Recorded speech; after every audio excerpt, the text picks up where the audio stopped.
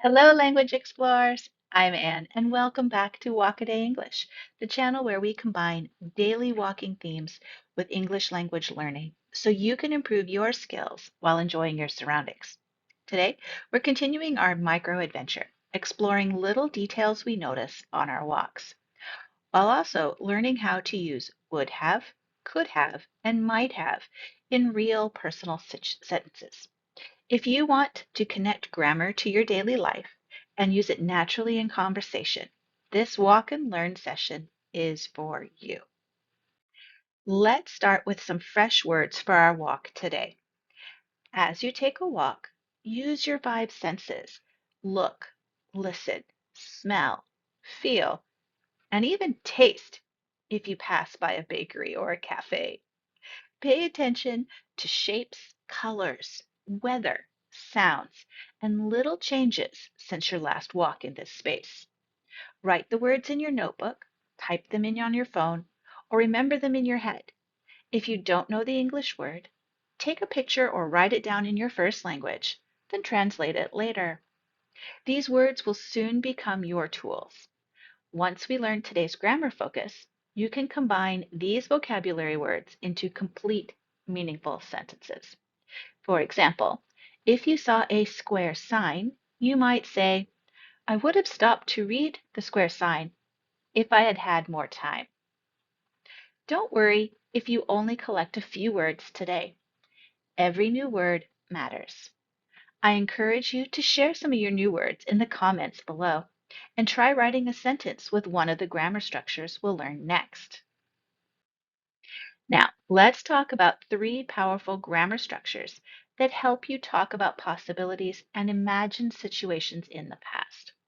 But first, we're going to take a look at the difference between would have walked and would walk.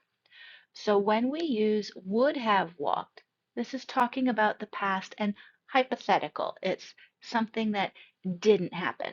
So I would have walked to the park if it had been sunny yesterday. Was it sunny yesterday? No. Did I walk in the park yesterday? No. It's all hypothetical.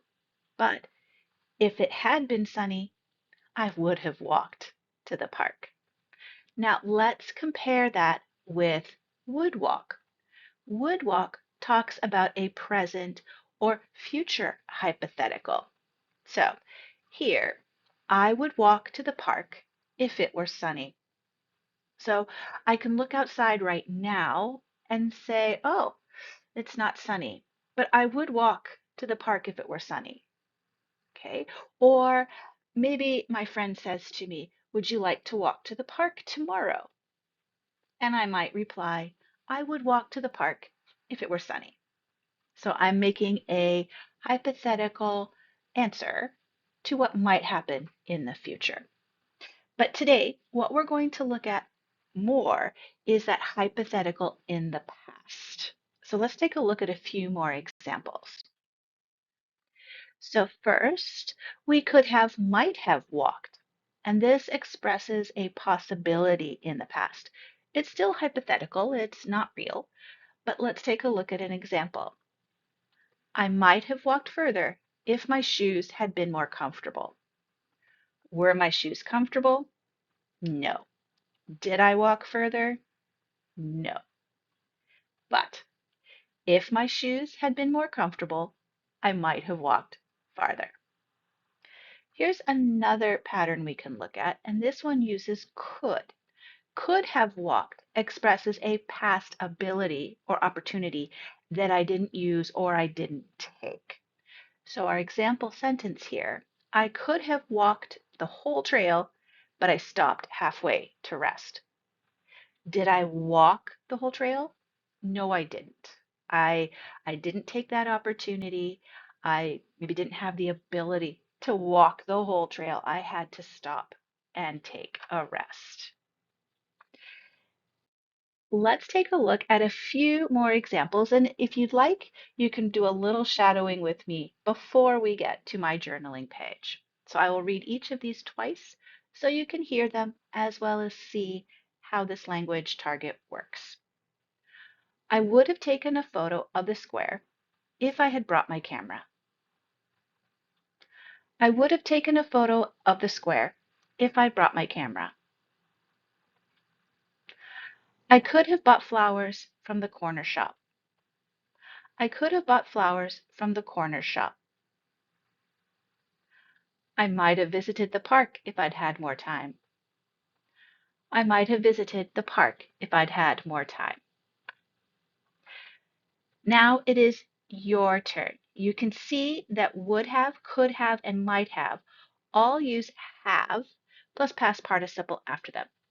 Try combining these structures with the words that you observed earlier and make your own sentences in your journals today.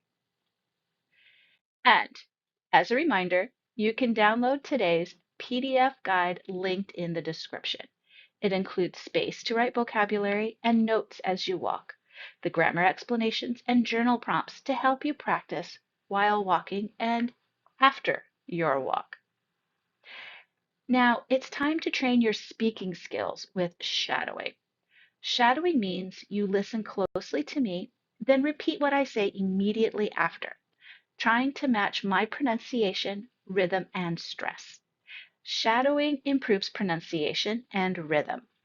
By immediately repeating after a native speaker, you learn to mimic their pronunciation, intonation, and stress and rhythm, training your mouth and ear to produce natural, fluent speech.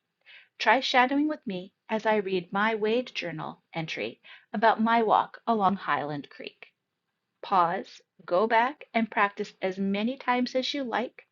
The more you shadow, the better your fluency will become. Let's go. Today I started walking along Highland Creek where I left off. I would have loved to take pictures from this bridge, but it was on the golf course side of the fence. Instead, I got to take a great picture of the creek from a publicly accessed bridge. I am so glad that I am starting this walk in the spring. If I had started in the winter, this picture would have been all white and brown with snow and ice. I guess I could have taken a picture in the winter, and then I could have compared them to the spring ones. Maybe I will start with spring and plan to take another picture in the fall. I stopped to watch the squirrels. I don't know who. I suppose it could have been a resident in the building nearby, but someone left out some food for the birds and squirrels. They seemed very happy. I think this happens regularly, as the animals seem used to it. When I walked this space in the winter, I had noticed bird seeds being put out. The cardinals would gather in the trees nearby if you stopped for too long. I think I saw a dozen, 12, when I stopped once. I felt a bit like Snow White. I ended up bringing them a seed bell and feeding them once. I could have done it more often, but I'm afraid of the consequences of feeding wild animals.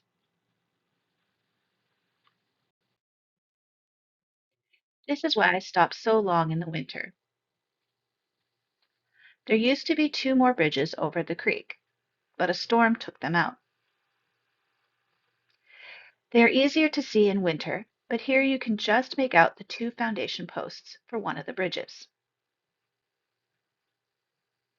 They could have rebuilt the bridge, but the clubhouse for the golf course burned down, and they rebuilt it on the other side, so there was no need to rebuild the bridge.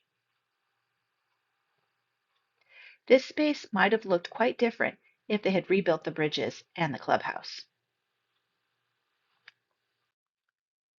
You've done an amazing job today. You explored your microadventure, gathered new words, and learned how to combine them with would have, could have, and might have to express some new ideas. Now it's your turn to go for your own walk. Notice the small details and write your own journal entry using what we practiced today. Each walk is another step towards confident, fluent English. So lace up your shoes and keep exploring. If you would like to get personalized feedback on your journal entry, become a Wade member by signing up on our website. Take a look at the next video for another great Walk-A-Day English language adventure. If you like this video and would like to see more, let me know in the comments and click on the subscribe button. Until our next walk, stay safe and go explore your space, one word at a time.